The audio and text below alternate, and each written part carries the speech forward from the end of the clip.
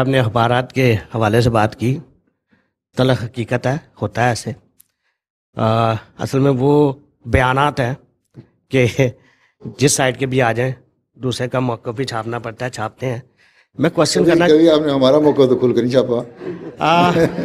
بات اگر کئی دفعہ دوستوں سے ہوئی کہ اگر کھل والی بات ہے تو ان کا بھی کھل کے نہیں چھپتا، سوائے یو کے ٹائم کے وہ اس کو پیسے کی ضرورت نہیں ہے، ان کا بھی کھل کے نہیں چھپتا، بہت کچھ کھٹتا ہے۔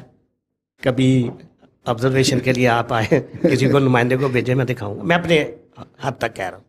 میں یو کے حوالے سے بات کرنا چاہتا ہوں کہ جتنے بھی امیگرینٹس یہاں آئے، مختلف اقوام آئیں، یہاں کی گورنمنٹ انہیں ایک میسج دیتی ہے کہ دے شوڈ انٹیگریٹ، ٹھیک ہے۔ میں یہ آپ سے پوچھنا چاہتا ہوں کہ بینگ اے مسلم کمیونٹی ہمیں معاشرے میں کس حد تک انٹیگریٹ کرنا چاہیے، اور کیا یہ یک طرفہ عمل چل سکتا ہے؟ بات یہ ہے کہ ہمیں انٹیگریٹ کرنا چاہیے، اور انٹیگریٹ ہوتے ہیں، احمدی بھی ہوتے ہیں۔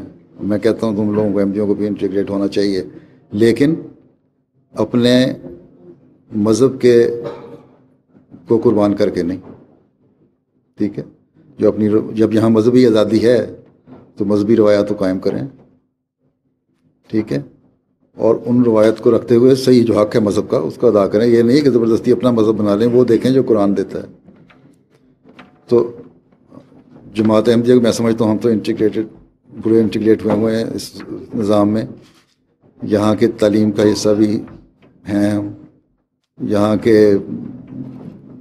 چیریٹیز کو جو ہم مدد کرتے ہیں ان کو سمجھ آ جاتی ہے کہ ہاں یہ انٹیگریٹ ہو رہے ہیں، مذہب کی کاسٹ پہ نہیں ہم ہو رہے انٹیگریٹ۔ لیکن جہاں تک باقی ویلیوز کا سوال ہے، اگر ان کو سمجھ آ جائے کہ ہم ویلیوز پوری کر رہے ہیں تو وہ سمجھتے ہیں کہ کیا لیمٹس ہیں ہماری انٹیگریشن کی، اور کیا ڈیفینیشن ہے انٹیگریشن کی۔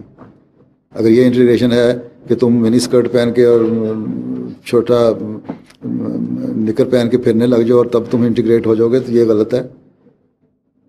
ہم اگر اسلام کہتا ہے دوپٹہ لو، حجاب پہ کرو، مسجد میں جا کے نمازیں پڑھو، وہ تو ہمارا ایک مذہبی حق ہے، وہ ہم نے کرنا ہے۔